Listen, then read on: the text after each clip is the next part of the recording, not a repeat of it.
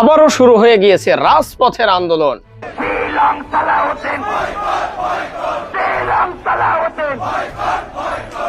যখন সংসদের সমাধান হলো না, তখন রাজপথে নামতে বাধ্য হলো বিরোধী দলীয় 11 দলীয় ঐক্যজোট।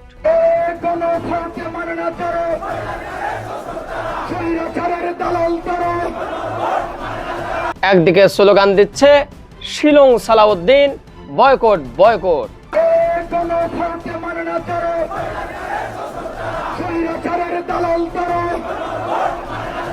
আবার অন্যদিকে স্লোগান দিচ্ছে গণভোট মানে না যারা, স্বৈরাচারীর দালাল তারা। যদি আরো 10 বছর সংগ্রাম করতাম, এই স্বৈরাচারী সরকারকে যারা সেনাবাহিনীর অস্ত্র নিয়ে, মারণাস্ত্র নিয়ে নিরস্ত্র মানুষের উপর ঝাঁপিয়ে পড়ে, এটা তো সরানো সম্ভব ছিল না। আমি ধন্যবাদ জানাতে চাই এই লড়াকু ছাত্র সমাজকে। এনাকে হয়তো আপনারা ইতিমধ্যে চিনেছেন, তাই না? বর্তমান জাতীয় সংসদের মাননীয় স্পিকার মেজর হাফিজ সাহেব, ওনার একটা বক্তব্য এখন সোশ্যাল মিডিয়া তোলপাড় সৃষ্টি করেছে। বক্তব্যটা কিন্তু এখনকার নয়, বক্তব্যটা বিগত দিনে। কোন সময়কার বক্তব্য? যখন হাসিনা এই দেশ ছেড়ে পালিয়ে দাদা বাবুদের দেশে চলে গেল, তখন কিন্তু তিনি কৃতজ্ঞতার স্বরূপ একটা বক্তব্য দিয়েছিল এবং এই কৃতজ্ঞ প্রকাশ করেছিল জুলাই অভ্যুত্থানের ছাত্রদের প্রতি। তিনি বলেছিল যে আমরা যদি আরো 10 বছরও চেষ্টা করতাম, এই ফ্যাসিস্ট হাসিনাকে বাংলাদেশ থেকে তাড়ানো আমাদের সম্ভব ছিল না, কিন্তু সেই অসম্ভবকে সম্ভব করছে জুলাই অভ্যুত্থানের ছাত্র জনতা, সাধারণ জনতা। এখন দর্শক শ্রোতা, তিনি মাননীয় স্পিকার হয়েছেন, অথচ সেই জাতীয় সংসদ থেকে এই জুলাই সনদ এখন পর্যন্ত বাস্তবায়িত হয়নি, যার কারণেই 11 দলীয় জোট আবারও এটা বাস্তবায়িত করার জন্য মাঠে নেমে এসেছে। 12 তারিখে যদি ভালোই গণ উত্থানের এই যে সনদ, জাতীয় সনদ যদি বাস্তবায়ন না করেন, তাহলে কিন্তু করুণ পরিণতি অপেক্ষা করতেছে। যেভাবে হাসিনার করতে, হাসিনার তো তাও দিল্লি ছিল, আপনার কিন্তু দিল্লি নাই, আপনাকে লন্ডন ফেরত যেতে হবে। আর লন্ডন এখন ফেরত দিবে কিনা তাও জানি না, কারণ আপনি তো চলে আসছেন, যাওয়ার পথ থাকবে না। এটা হলো জামাত নেতার বক্তব্য। তার বক্তব্যটা একটু গরম। এর আগে বিগত যতগুলোই বক্তব্য তিনি দিয়ে থাকেন, একটু গরম বক্তব্যই তিনি দেন। আজকাল জাতির প্রয়োজনে নতুন সংবিধান রচনা করতে হবে। আপনারা বারবার বলছেন সংবিধানের বাইরে যাওয়া যাবে না। এই সংবিধানকে কাটা ছেঁড়া করে আপনারা আজকে গণবিরোধী সংবিধানে পরিণত করেছেন। এই গণবিরোধী সংবিধান দিয়ে বাংলাদেশ আর চলবে না। এনাকে হয়তো আপনারা কেউ ভুলবেন না বা বলে যাওয়ার কথা নয়, এনাকে সবাই খুব ভালো করে চেনেন। বিগত দিনে আওয়ামী লীগ থাকাকালীন ছাত্রলীগের হাতে এত পরিমাণ নির্যাতিত হয়েছে, যেটা ভাষায় প্রকাশ করা যাবে না। তো সেই সময়কার একটা বক্তব্য ভিপি নুরুল হক নূর, সাবেক ভিপি নুরুল হক নূরের একটা বক্তব্য, সেটা হলো যে এই যে আপনার কি বলে সংবিধান, এই সংবিধান নিয়ে তিনি কিন্তু কিছু বক্তব্য দিয়েছিলেন। আর সেই ভিপি নূরের সেই আগের বক্তব্য আর এখনকার বক্তব্য একদম রাত দিন তফাৎ। তিনি আগে সংবিধানের বিরোধিতা করেছে, আর এখন বর্তমানে বাংলাদেশের একজন মন্ত্রী হয়ে সেই সংবিধানের পক্ষে কথা বলে। তাহলে দর্শক শ্রোতা, একটা কথাই আছে না, গিরগিটি একটা জিনিস, যেখানে যায় সেখানেই রং বদলায়। তো এটা তো ভালো কাজ না। আসলে যারা যেখানে গিয়ে সেখানেই রং বদলায়, সেখানেই আপোষ করে নেয়, এটা তো মুনাফিকের আলামত। দর্শক মুখে এক বলে আর অন্তরে আর একটা, এটা তো মুনাফিকের আলামত। শেখ হাসিনা এমনি এমনি দিল্লি পালায় নাই। এই লন্ডনে যিনি আগামীতে পালানোর প্রস্তুতি নিচ্ছেন, তিনিও এমনি এমনি পালাবেন না। আমার আহ্বান, চলুন রাজপথে নামি। আমি ব্যক্তিগতভাবে প্রথম কাতারে থাকবো, এবারের প্রথম গুলিটা খাওয়ার জন্য প্রস্তুত আছি। এনার নাম হলো রাশেদ প্রধান। দর্শক শ্রোতা, তার বক্তব্যটা একটু কড়া হয়ে থাকে, সবসময় তিনি একটু কড়া ভাষায় বক্তব্য দেন। যখন সরকার দলীয় যখন এই সংবিধানের দোহাই দিয়ে এই জুলাই সনদ যখন বাস্তবায়িত তারা করতে চাচ্ছে না, নানান ধরনের তালবাহানা করছে, তখন কিন্তু নতুন করে আবারও হুঁশিয়ারি দিচ্ছে সরাসরি সরকারকে যে এবার যদি আন্দোলন হয়, আমি আন্দোলনে প্রথম কাতারে দাঁড়াবো এবং প্রথম গুলিটা আমি নিজে খাবো, আমি শহীদ হব, তারপরেও আন্দোলনে যাব। রক্তের উপরে এসেছো, গাদ্দারি করবা না। জুলাই না হলে আজকের পার্লামেন্ট হতো না, নেতাগিরি করতে পারতা না, দেশে আসতে পারতা না। আল্লামা তারেক মনোয়ার তার বক্তব্যের মধ্যে বর্তমান স্বরাষ্ট্রমন্ত্রী সালাউদ্দিন আহমেদকে উদ্দেশ্য করে তিনি কিন্তু এই বক্তব্যটা দিয়েছেন। শুধু সালাউদ্দিন আহমেদকে উদ্দেশ্য করে তা নয়, তিনি উদ্দেশ্য করে বলেছে আমাদের বাংলাদেশের বর্তমান প্রধানমন্ত্রী জনাব তারেক রহমান যে আপনারা রক্তের সাথে বেইমানি করবেন না। জুলাই যদি না হতো তাহলে আপনারা লন্ডন থেকে দেশে আসতে পারতেন না। জুলাই যদি না হতো তাহলে আপনারা শ্রীলঙ্কা থেকে বাংলাদেশে বসবাস করতে পারতেন না। জুলাই যদি না হতো আপনারা অন্ধকার জগৎ থেকে আলোর পথে ফিরে আসতে পারতেন না। জুলাই যদি না হতো তাহলে আপনারা বর্তমান এমপি মন্ত্রী এই চেয়ারগুলোতে বসতে পারতেন না। অতএব এই জুলাইয়ের সাথে বেইমানি করবেন না। জুলাইয়ের সাথে গাদ্দারি করে বাংলাদেশে কেউ ক্ষমতায় থাকতে পারবে না, বিএনপিও না। কারণ জুলাই জিন্দা আছে, বিপ্লব জিন্দা আছে, শহীদেরা জিন্দা আছে। জুলাইয়ের সাথে গাদ্দারি করলে আবারও রাস্তায় নেমে আসবে আরো একবার সেই রোহানি প্লাবন, বাতিলের ভাষায় নিয়ে যাবে আরো একবার। সেই দিন আমরা নিশ্চিত করব ফ্যাসিবাদের পুরনো বন্দোবস্তের সবকিছুকে আমরা সেই রোহানি প্লাবনের সাথে ভাষায় দেশটার জঞ্জাল সাফ করব। দর্শক, এতক্ষণ আপনারা শুনলেন ভিডিওর শিরোনাম, এখন শুনতে চলেছেন বিস্তারিত। তো অবশ্যই সবাইকে বলবো ধৈর্য সহকারে আজকে ভিডিওটি দেখবেন, মনোযোগ সহকারে প্রত্যেকটি বিশ্লেষকদের বিশ্লেষণগুলো শুনবেন। বাংলাদেশের বর্তমান রাজনৈতিক প্রেক্ষাপট নিয়ে খুবই তথ্যবহুল কিছু আলোচনা আজকে এই ভিডিওর মাধ্যমে আপনাদের সাথে শেয়ার করতে চলেছি। তাই একটু ধৈর্য সহকারে শুনলে আপনারা অনেক কিছু জানতে পারবেন বাংলাদেশের পরিস্থিতি কোন দিকে যাচ্ছে, আগামীতে কি হতে যাচ্ছে বাংলাদেশের প্রেক্ষাপটে। তো চলুন তাহলে কথা কোনো সরাসরি একটা লাইক দিয়ে বিস্তারিত আলোচনাতে চলে যাই। উলট পালট হয়ে যাচ্ছে সবকিছু। হ্যাঁ, কেউ কোনো কথা রাখতেছে না, সবাই কেন জানি অতীত ভুলা যাইতেছে। ওই যে বাংলা সিনেমায় দেখেন না, গাছের সাথে ধাক্কা খায়া অতীত ভুলা যায়, ঠিক তেমনি সবাই অতীত ভুলা গেছে। আমাদের নেতারা, যেসব নেতারা অন ক্যামেরায় যা কিছু বলছে এখন সেগুলা নিজেরাই মানতেছে না। আমি জানি না ওনারা নিজেদের ভিডিও নিজেরা দেখে কিনা, বিশেষ করে এই সংবিধান নিয়া, জুলাই অভ্যুত্থান নিয়া, শেখ হাসিনাকে নিয়া, আওয়ামী লীগ নিয়া যেসব কথা ওনারা একটা টাইমে বলছে এখন কিন্তু তা মানতেছে না। পুরাটাই পল্টি খাওয়া, হ্যাঁ পুরাটাই পল্টি খাওয়া গেছে। যাই হোক, সংসদ ভবনের দিনে দিনে কিন্তু আকর্ষণ বাড়তেছে, চাহিদা বাড়তেছে, হ্যাঁ ভাই সেল বাড়তেছে, মানে ভিউ বাড়তেছে। কারণ ওইটার ভিতরে এক সে এক নাটক তৈরি হইতেছে। গতকালকে একটা নাটক দেখলাম, সেটা কেমন জানেন? জুলাই যোদ্ধারা আসছিলেন, ওই যে মেহমান খানায় বসছিল, ওনারা নাকি জুলাই সনদপত্র চায় না, এরকম কিছু। আবার আন্দানির পার্থ কথা বলতে যাচ্ছিল, পিছন থেকে ভুয়া ভুয়া এরকম আওয়াজ শোনা যাচ্ছিল, স্লোগান শোনা যাচ্ছিল। দেখেন সংসদ ভবন ধীরে ধীরে ধীরে ধীরে কোন দিকে যাইতেছে। আমি তো বিদেশের অনেক সংসদ ভবনে ভাই মারামারি দেখছি, হ্যাঁ চেয়ার ছোড়াছুড়ি দেখছি, এরে ও দৌড়াইতেছে। আমি জাপানেও দেখছি, ইন্ডিয়াতেও দেখছি, বহু জায়গায় এরকম ঘটনা দেখছি। বাংলাদেশে এরকম ঘটনা ঘটে নাই। আল্লাহ যেন এরকম ঘটনা না ঘটায় ভাই, দেখতে ভালো লাগবে না তো, তাই না? আর এটা একটা পবিত্র স্থান, এরকম অপবিত্র কাজ হোক এটা চাই না। তারপরে ভাই ওই ভুয়া ভুয়া ওইটা শোনার পর এটা তো ভাই হলো ভয়েস মব, হ্যাঁ ভয়েস দিয়া মব সৃষ্টি করা। ওইটা যখন শুনলাম তখন মনে হলো ফিজিক্যালি মব হয় কিনা, এরকম ভয় আসি ভাই। কারণ কি জানেন, যে কোনো সময় আপনি মেজাজ হারাইতে পারেন। কারণ আপনি দেখলেন আমি 5ই আগস্টের সঙ্গে সঙ্গে আমি যেসব কথা বলছি, ঠিক কিছুদিন পর আমি ওই কথাগুলো মানতেছি না। তাহলে আপনি মিজাজ হারাবেন না আমার উপরে, তাই না? তুমি মিথ্যাবাদী, এর আগে কি কইলা? আর আমি যদি বলি আমি বলি নাই, আপনি তো ভিডিও দেখাই দিবেন, প্রমাণ আছে তো। এরকম শত শত প্রমাণ থাকার পরও কেন জানি ওনারা চেঞ্জ হয়ে গেল, ওই কথার মধ্যে থাকতে পারলো না। এখন এই জন্যই মনে হয় প্রেশার আছে ভাই, চাপের মধ্যে আছে। চাপের মধ্যে আছে বোঝা যায় কিভাবে? দেখেন এই সংসদে একটা নিয়ম আছে, বিরোধী দলের নেতা কোনো কথা বললে সরকারি দলের নেতা সেটা জবাব দিবে। কিন্তু আমরা প্রথম থেকে একটা জিনিস দেখে আসতেছি, সরকারি দলের নেতার পক্ষে, হ্যাঁ সরকারি দলের নেতার পক্ষে আমাদের স্বরাষ্ট্রমন্ত্রী মহোদয় বক্তব্য রাখে। এটাই আমরা বারবার দেখতেছি। কিছুক্ষণ আগে একটা ভিডিও দেখলাম, এটা নিয়ে বিরোধী দল থেকে প্রতিবাদ করছে যে মাননীয় স্পিকার এইটা কি, উনি কেন জবাব দিবে? আমরা তো জানতে চাই, মাননীয় প্রধানমন্ত্রীর মুখ থেকে কিছু শুনতে চাই, উনি কিছু বলুক, কিন্তু ওনার হয়ে কেন আরেকজন কথা বলবে? এরকম একটা ইঙ্গিত দিছে। আমরা আগে দেখেছি যে বিরোধী দলীয় নেতা সবসময় আমরা বাইরে থেকে পার্লামেন্টে আমি এবার নতুন, কিন্তু দেখেছি অনেকবার বিরোধী দলীয় নেতা বক্তব্য রাখার পর সংসদ নেতা বক্তব্য রাখেন সাধারণত। কিন্তু এবারই দেখতেছি একটু ব্যতিক্রম, বিরোধী দলীয় নেতা বক্তব্য রাখার পরেও দেখা যায় বিভিন্ন মন্ত্রীরা বক্তব্য রাখছেন। এটা কি আবার নতুন সংস্কৃতি চালু হলো কিনা, আমি এটা একটু জানতে চাচ্ছি আর কি। ধন্যবাদ মাননীয় সদস্য। এখানে জনাব সালাউদ্দিন আহমেদ সংসদ নেতার পক্ষে বক্তব্য রাখছেন। মাননীয় স্পিকার, আপনাকে ধন্যবাদ। ইয়েস মাননীয় স্পিকার, আমি মাননীয় সংসদ নেতার পক্ষে বক্তব্য রাখছি। মাননীয় সংসদ নেতা সর্বশেষে বক্তব্য রাখবেন কিনা সেটা তার প্রিরোগেটিভ, কেউ ডিকটেট করতে পারে না, এটাই বিধি। এরপর আমাদের স্বরাষ্ট্রমন্ত্রী সাহেব একটা যুক্তি দেখাইলো, আর ওনার যুক্তিটা স্পিকার সাহেব মাইনা নিল। মাননীয় স্পিকার মাইনা ওনাকে কথা চালায়া যাইবার জন্য অনুমতি দিল। এইভাবেই সবকিছু চলতে থাকবে, এর বাইরে যাবে না। এটাই হলো সংসদ ভবনের চিত্র।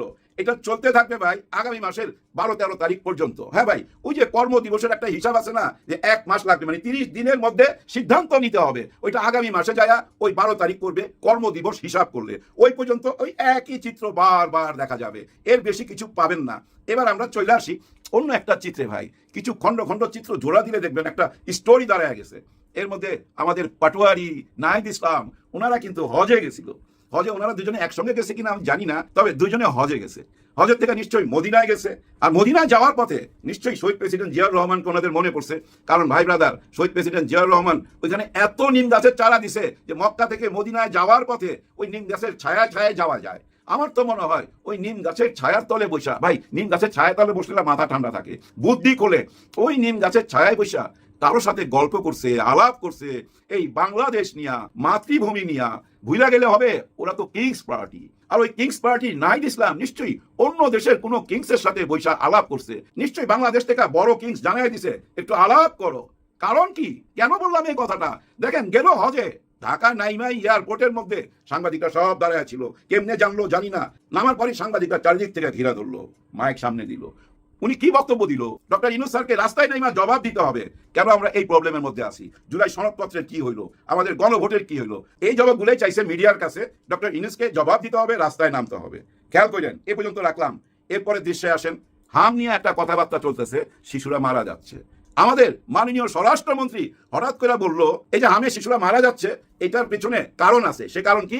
অন্তর্বর্তীকালীন সরকার নিজের দায়িত্ব পালন করে নাই। সরকারি দায়িত্ব বেসরকারি খাতে কাউকে দেওয়া হয়েছে, তারা দায়িত্ব পালন করে নাই। বুঝেন, উনি কিন্তু ডক্টর ইউনূসের দিকে আঙুল তুললো। খেয়াল করেন, ঠিক তার 2-3 দিনের মধ্যে আমরা দেখলাম কোন একজন ব্যারিস্টার যায়া উচ্চ আদালতে নালিশ করলো, অর্থাৎ রিট আবেদন করলো যে ডক্টর ইউনূসের কারণে হামের ওষুধ পাওয়া যায় নাই, আজকে যে শিশুরা মারা যাচ্ছে এর পিছনে অন্তর্বর্তীকালীন সরকারের দায়িত্ব আছে। এর জন্য এরা যেন বিদেশে না যাইতে পারে, ওদের বিদেশে যাওয়া ক্যান্সেল করা হোক, তার মানে নজরে রাখা হোক, চোখে চোখে রাখা হোক। তাকে বলছে দেখেন ডক্টর ইউনূসকে, উনি যেন বাইরে না যাইতে পারে। বাইরে গেলে প্রবলেমটা কি বুঝছেন?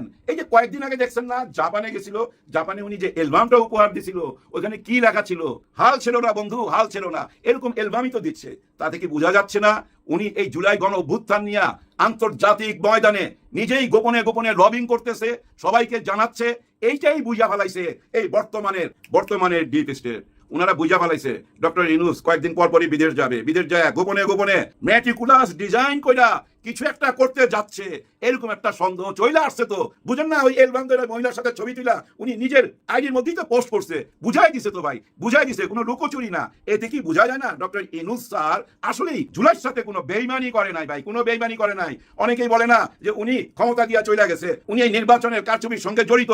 না, উনি কিছু জানে না। উনি তো ভাই রাজনীতিবিদ না, উনি হলো অর্থনীতিবিদ। দেশের ডাকে আসছে, জওয়ানদের ডাকে আসছে, যুবকরা যখন ডাকছে না, আবেগ সামলাইতে পারে নাই। ভাই ব্রাদার, রাজনীতির এই খেলা ডক্টর ইউনূস বুঝবে না তো। ওনাকে অন্ধকারে রাখে যা কিছু করার করছে, উনি কোন রকম ষড়যন্ত্রের সাথে জড়িত না। এই বয়সে উনি এই কাজ করতে পারে না। একটা মানুষের চলন বলন কথাবার্তায় সব বোঝা যায় ভাই। এখন ওনার পিছনে কেন লাগলো? আইনের হাতিয়ার কেন ব্যবহার করা হচ্ছে? আইনের হাতিয়ার ব্যবহার কইরা শেখ হাসিনা ওনাকে 8 তলায় উঠাইতো নামাইতো, লিফট বন্ধ কইরা। মনে আছে আপনাদের? আবারও কি সেই রকম কিছু আমরা দেখতে যাব? না, হইতে পারে না, অসম্ভব। যারা ভাই সত্যিকারের রাজনীতি বুঝে তাদের কথা শুনেন, এই অনলাইনে পাবেন। তারা কি বলতেছে? ভুল জায়গায় হাত দিয়ে দিল সরকার। হ্যাঁ, ভুল জায়গায় হাত দিয়ে দিল, ওনাকে কলঙ্কিত করা ঠিক হয় নাই। এই যে হামের ব্যাপারটা, ভাই ব্রাদার আপনারাই বলেন, উনি জেনে শুনে এরকম কোনো কাজ করবে যে কারণে শিশুরা মারা যাবে? আর এই যে হাম হবে, উনি কি জানতো? স্বাস্থ্যমন্ত্রী যে ছিল আমরা তাকে ধরতে পারি, কিন্তু একদম গড় পর্দা দেখেন সবাইকেই নিষিদ্ধ করতে যাচ্ছে বিদেশ যাওয়া। ব্রিগেডিয়ার সাখাওয়াত হোসেন অ্যারেস্ট হচ্ছে এরকম কথা শুনতেছি। আমাদের যে ফিল্ম ডাইরেক্টর ফারুকি সাহেব, উনিও নাকি অ্যারেস্ট হবে এরকম কথা শুনতেছি। আবার এদিকে দেখেন বিবিসির কাছে আসিফ নজরুল সাহেব মুখ খুলছে, অনেক কথাই বলছে। ডক্টর ইউনূস অনেক কথা বলতে চায়, উনি যেন না বলে তার জন্য এই চাপ সৃষ্টি করা, আইনের হাতিয়ার দেখানো, ভয় দেখানো। আমাদের কাছে হাতিয়ার আছে, বেশি কথা বলো না, তাহলে ওই 8 তলায় উঠামু আর নামামু, এরকমই ভয় দেখানো। কিন্তু এটা বিদেশে কি বার্তা যাচ্ছে? ডক্টর ইউনূস কি ঢাকায় বসে থাকলে বিদেশের সঙ্গে যোগাযোগ করতে পারবে না? ওনার লোকজন নাই, নিম গাছের তলে বসে কথা বলার লোক আছে, তো আটকাইতে পারবেন না। সম্মানীয় লোকের সম্মান হানি করেন না, সম্মান দিতে শিখেন, তাহলে নিজেরাও সম্মান পাবেন। হ্যাঁ ভাই, উপরওয়ালাই আপনাকে সম্মানিত করবে। আর যদি আপনি কাউকে অন্যায়ভাবে অসম্মানিত করেন, উপরওয়ালা কখন যে আপনাকে ধ্বংস ধ্বংস করে দিবে, আপনি টের পাবেন না, একদম টের পাবেন না। শেখ হাসিনা 5ই আগস্টের দুপুরের খাওয়াটাও খাইয়া যেতে পারে না। হ্যাঁ ভাই, রিজিকটা ছিল না এখানে, দিল্লিতে রিজিক ছিল, ওইখানে চলে যাইতে হয়েছে। এগুলো সব উপরওয়ালার খেলা, এত আঘাত দিয়েন না। 1/3 মেজরিটি নিয়ে যদি এই সংসদে আসতে পারি, তাহলে আমরাই এই সংবিধান সংস্কার করব। ওনারাই বলছে, কেন বলছে? ওই যে বেগম খালেদা জিয়া বইলা গেছিল এই সংস্কার ছুঁড়া ফেলতে হবে। এখন দেখেন মা ওয়ারিশ কইরা গেছে এই সংবিধান, এখন দেখেন মা ওয়ারিশ কইরা গেছে। হ্যাঁ, মা তো ওয়ারিশ কইরা গেছে এই সংবিধান, তুমি ক্ষমতা আইসা ফালাই দিও বাবা। হ্যাঁ ভাই, নিজের সন্তানের কাছে মা ওয়ারিশ কইরা গেছে, এখন ছেলে কি ওই সংবিধান ধরে রাখবে? নিশ্চয়ই ফেলে দিবে। এটাই তো হওয়া স্বাভাবিক ছিল, তাই না? যেমন বাবা ওয়ারিশ কইরা গেছে 77 সালে হ্যাঁ না ভোট, গণভোট, ওইটাও তো ওয়ারিশ কইরা গেছে, সেটাও কি সন্তান পালন করবে না? আমরা যে একই তফসিলের মধ্যে 2টা ভোট দিল, তফসিলের মধ্যে তো 2টা ভোট ছিল, একটা মানবেন আরেকটা মানবেন না, তাহলে তো তফসিলই মানা হলো না। বাংলাদেশের জন্য আরেকটি বিরাট সুখবর, কিন্তু কাজে লাগাতে পারছে না তারেক জিয়া সরকার, বিএনপি সরকার, তারা ব্যর্থ ধঞ্চা। তবে আমরা শুরুতেই বলতে চাই, যদি এই মহাসুযোগ বর্তমান অস্থির পৃথিবীতে বাংলাদেশের জন্য এটা একটা আল্লাহর রহমত, এটা বাংলাদেশের জনগণের যে আদর্শ, সেজন্য এই রহমত আল্লাহ বাংলাদেশের জন্য হয়তো দিয়েছেন। এই সুযোগ যদি কাজে লাগাতে হয়, তাহলে সবার আগে অনতিবিলম্বে ইসরায়েল এবং আমেরিকার দালাল পররাষ্ট্রমন্ত্রী ডক্টর খলিল রহমান বাটপারকে সরিয়ে দিতে হবে, তাকে পদত্যাগ করতে বাধ্য করতে হবে। পররাষ্ট্রমন্ত্রী পদত্যাগ করলেই বাংলাদেশ এই সুফল কাজে লাগাতে পারবে, ঘটনা ঘটে যাবে। দর্শক, খবর, হরমুজ প্রণালীতে আটকে পড়া বাংলাদেশি 6 জাহাজ চলাচলের অনুমতি দিল ইরান। দেখেন, যেখানে বাংলাদেশের শিক্ষা প্রতিষ্ঠান বন্ধ হয়ে যাচ্ছে সম্ভাব্য জ্বালানি সংকটে, যেখানে উবার চালক এবং পাঠাও চালকরা যারা গাড়ি চালিয়ে খায়, তারা অনেকে বাড়ি এসে মাছের ব্যবসা করার সিদ্ধান্ত নিয়েছেন। পুরো জনজীবন এক প্রকার স্থবির, কারণ জ্বালানি সংকট হলে সব জায়গায় সমস্যা। একটা আতঙ্ক বিরাজ করছে যে বাংলাদেশ মনে হয় ধ্বংস হয়ে যাচ্ছে, শিক্ষা প্রতিষ্ঠান সেই মহামারীর মতো একটা আতঙ্ক, এবং শিক্ষা প্রতিষ্ঠান অর্ধেক বন্ধ করে দেওয়া হয়েছে। এতে এই আতঙ্কের মুখে এটা সত্যিকার অর্থে একটা মহা সুখবর যে না, বাংলাদেশে জাহাজ চলাচল করতে পারে, মানে জাহাজে এখন তেল আনতে পারবে। সংকট হওয়ার কথা না, কিন্তু সংকট হওয়ার আগেই তো বিএনপির লোকজন সংকট বাজিয়ে দিয়েছে। বাংলাদেশে কোনো জাহাজ কোথাও আটকে পড়েনি, মানে সংকট বাজার কোনো কারণ নেই, এবং পর্যাপ্ত মজুদ আছে, মজুদ শেষ হয়ে যাওয়ার সময় হয়নি। এর মধ্যেই পাম্পগুলোতে জ্বালানি নেই। তো বুঝেন যে জ্বালানি আছে তাতেই নাই, আর সত্যিকার অর্থে না থাকলে কি হবে? সুযোগ কাজে লাগাবে কিভাবে? এই সুযোগে আরো বেশি অতি মুনাফা করবে বিএনপিপন্থী ব্যবসায়ীরা, বিএনপিপন্থী সিন্ডিকেট বাজার মজুদদাররা। ওটা তাদের জন্য সুখবর। বিএনপি যদি সত্যি সুশাসনে বিশ্বাস করতো, কারণ দলবাজি ছাড়া তো বিএনপি কিছু বোঝে না। এই যে তারা প্রশাসক নিয়োগ দিয়েছে সিটি কর্পোরেশন, জেলা পরিষদে, সব বিএনপির পরাজিত ক্যান্ডিডেট এবং বিএনপির লোকজন। এইটা হচ্ছে চূড়ান্ত পর্যায়ে দলবাজি। এবং বিশ্ববিদ্যালয়ে ভিসি নিয়োগ দিয়েছে একদম বিএনপির পাঁচাটা, কোনো আন্তর্জাতিক মানদণ্ড বা শিক্ষাবন্ধ বিশিষ্ট ব্যক্তি শিক্ষাবিদ এরকম কোনো কিছু আমলে নেওয়া হয়নি। তো দর্শক, এই জায়গায় বাংলাদেশ কোনো ভালো জিনিস কাজে লাগাতে পারবে না, সব এলোমেলো করে ফেলবে। বরং ভালো কোনো খবর আসলে, যেমন কপাল ভালো, সৌদি আরবের খেজুর, জাকাত ফেতরা, কিছু কাপড় টাপড় এবার গরিব মানুষ কিছুটা হলেও পেয়েছে হাসনাত আব্দুল্লাহর কারণে। কারণ এগুলো যে বরাদ্দ হয় এটা হাসনাত জাতিকে জানিয়ে দিয়েছেন, অনেক এমপি দিতে বাধ্য হয়েছে, আবার অনেক এমপি ওটা মেরে খেয়েছেন। যেমন শিশির মনির আসনে যে এমপি হয়েছেন এক বুইরা খাটাস, এক যার 2.5 টাং কবরে গেছে। এই ধরনের আধামারা লোককে মানুষ এমপি বানায়, এদের বিবেক আমি জানি না, আসলে এমপি কেউ বানিয়েছে না, তাকে দেওয়া হয়েছে। একে নমিনেশন দেয় কোনো দল, হাঁটতে পারে না, কথা বলতে পারে না, তার ব্রেন শরীর কিচ্ছু কাজ করে না। ওই লোক তো খেয়ে দিয়েছে। এখন নাসিরউদ্দিন চৌধুরী তিনি নিজে না খেলেও তার লোকজন এটা মেরে খেয়েছে, এতে কোনো সন্দেহ নেই। দিরাই সাল্লায় সেই ঈদ উপহারের যে টাকা কিংবা 10 লাখ টাকা কিংবা কাপড় টাপড় যা আছে, রুমাল টুমাল কিচ্ছু দেওয়া হয়নি, ঈদ কিন্তু চলে গেছে, মানে ওটা মেরে খেয়েছে। শিশির মনির আবার এটা দেওয়ার জন্য চিঠি দিয়েছে, আরে ওটা এখন দিবি, ঈদ শেষ, মানে ওটা খাওয়া তো শেষ। মানে কোনো ভালো কাজ বিএনপি করতে পারে না। দুম্বার গোস্ত, সৌদি আরবের খেজুর, এগুলো সব বিএনপির লোকজন খেয়ে ফেলতো, এবং সুযোগ পেলে খেয়ে ফেলাই তাদের নীতি। কিন্তু হাসনাত আব্দুল্লাহ জাতিকে জানিয়ে দিয়েছেন বলে অনেকে দিতে বাধ্য হয়েছে, আবার অনেকে তো ওই নাসির চৌধুরী অনেকে খেয়ে ফেলছে। তো এই জায়গায় ইরান বাংলাদেশি জাহাজ চলাচলের অনুমতি দিয়েছে, এটা তো বাংলাদেশের জন্য রহমত। কিন্তু এটা হচ্ছে ওই ব্যবসায়ীরা বসে আছে যে এটাকে কাজে লাগিয়ে আমরা আরো বেশি ধনী হয়ে যাবো। যেখানে 100 কোটি টাকা লাভ করতে আমার 1 বছর লাগতো, সেখানে আমি ওটা 3 মাসে করে ফেলবো। কারণ 100 টাকার তেল বেচবো আমি 250 টাকা, মজুদদারি করে সংকট তৈরি করে, কৃত্রিম সংকট তৈরি করে। দর্শক, অলরেডি হরমুজ যুদ্ধ শুরু হওয়ার পর একটা জাহাজ কিন্তু হরমুজ প্রণালী পেরিয়ে বাংলাদেশে এসেছে অলরেডি, সেটা নিয়ে আমি আলাদা আলোচনা করেছি। এখন 6টা জাহাজ চলাচলের অনুমতি দিন। কিন্তু অ্যালার্মিং বিষয়, যেখানে বাংলাদেশ সরকার ইরানে হামলা করা, আয়াতুল্লাহ খামেনিকে হত্যা করার পর বাংলাদেশ সরকারের এই ডক্টর খলিল তিনি বিবৃতি দিয়েছেন ইরানকে দায়ী করে ইসরায়েল এবং আমেরিকার পক্ষে। এর মানে ডক্টর খলিল রহমানের শালীর জামাই ইহুদি, এবং তিনি নিজে সবসময় ইহুদিদের সাথে চলাফেরা করছেন, ইসরায়েলি লবির লোক খলিল রহমান। এই খলিল রহমান বা বাংলাদেশ সরকার আমেরিকা ইসরায়েলের পক্ষে অবস্থান নিয়েছে, তারপরও বাংলাদেশের জাহাজ চলাচলের অনুমতি দিয়েছে। এটা কেন দিয়েছে জানেন? বাংলাদেশের জনগণ সবাই ইরানের পক্ষে। বাংলাদেশের জনগণের যে অনুভূতি, বাংলাদেশে ইরানের কালচারাল সেন্টার আছে, ইরানের যে রাষ্ট্রদূত বা এম্বাসি, আমিও তাদের কাছে গিয়েছি বা ভালো সম্পর্ক আছে, কিছু কাজও করার সৌভাগ্য হয়েছে কালচারাল সেন্টারে। তারা বাংলাদেশের জনগণের সাথে ডিপলি কানেক্টেড, এবং ইরানের কালচারের সাথে বাংলাদেশের কালচার যথেষ্ট সিমিলারিটিস রয়েছে। আপনারা জানেন যে ইরানিরাই একসময় বাংলাদেশ শাসন করেছে, মুঘলরা তো কিন্তু ইরানি ছিল, পারস্য থেকে এসেছিল, আর ওই পারস্যই হচ্ছে ইরান বেসিক্যালি। আর ইরানের যে ফার্সি ভাষা, বাংলাদেশের এই যে নামাজ, রোজা, আরো নানান শব্দ বেশিরভাগই হচ্ছে ইরানি, যার ফলে ইরানের কালচারের সাথে ইরানিদের সাথে বাংলাদেশের সম্পর্ক আত্মিক। এবং এ কারণে বাংলাদেশের প্রায় সবাই, কিছু ইহুদিদের দালাল ধর্মীয় একটা গোষ্ঠী আছে মাতকালি আহলে হাদিস, ওরা এবং এমনকি আওয়ামী লীগ বিএনপিরও বেশিরভাগ ইরানের পক্ষে, আর ওই খলিল রহমান টাইপের 2-4 জন দালাল, এরা বাদে সবাই ইরানের পক্ষে। তো বাংলাদেশের জনগণের অনুভূতিকে শ্রদ্ধা দেখিয়ে হয়তো ইরান জাহাজ চলাচলের অনুমতি দিয়েছে, নইলে পররাষ্ট্র মন্ত্রণালয়ের যে অবস্থান তাতে অনুমতি দেওয়া যেত না।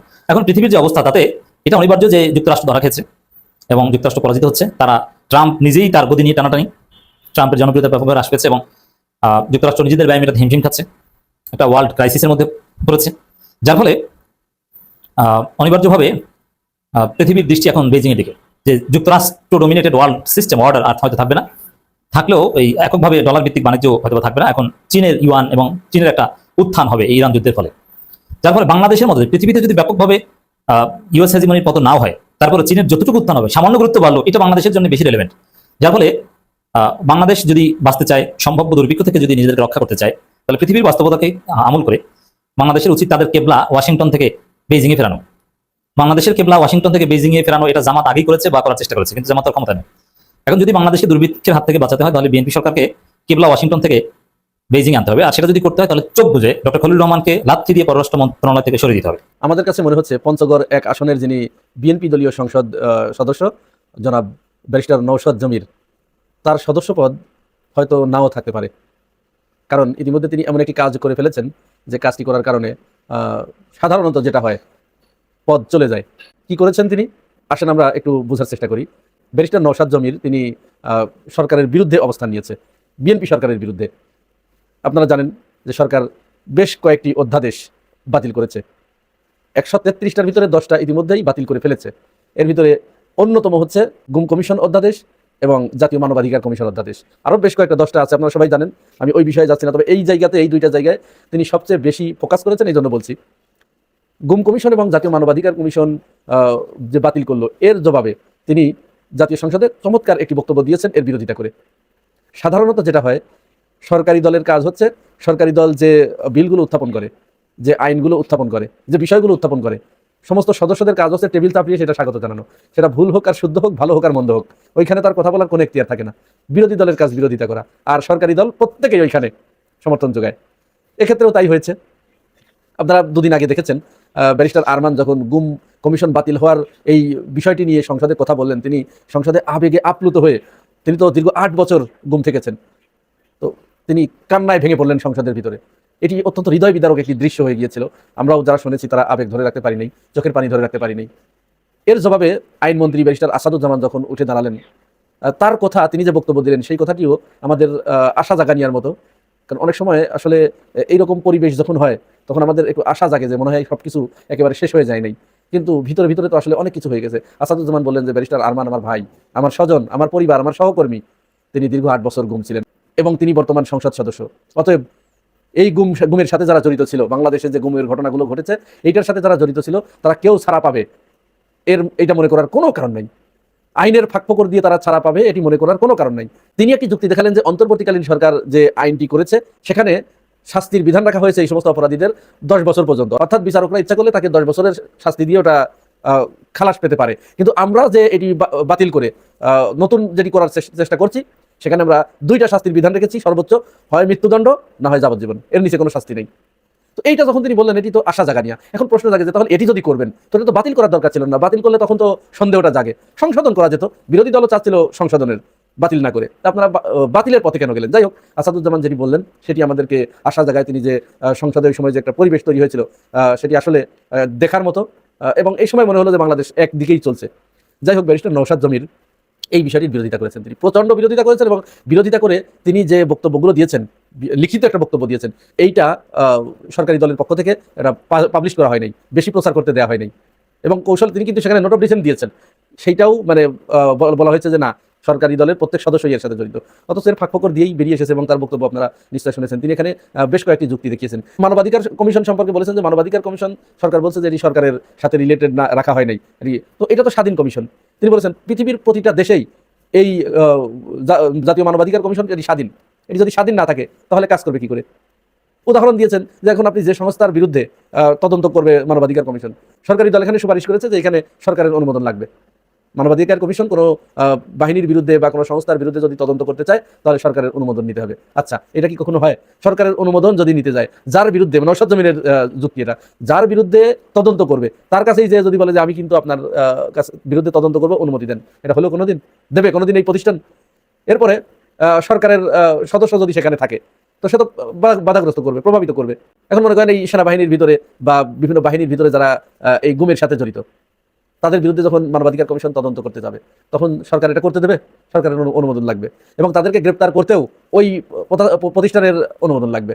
তো এটা কি হয়? এটা তার মানে কি এটা আদালত থেকে বিচারের যে বিষয়টা এটা তাহলে সরকারের কাছে চলে আসলো না, বিচার বিভাগ থেকে নির্বাহী বিভাগে চলে আসলো না? এটা তো রাষ্ট্রের জন্য অশনি সংকেত। এই বিষয়গুলোই তিনি বলেছেন।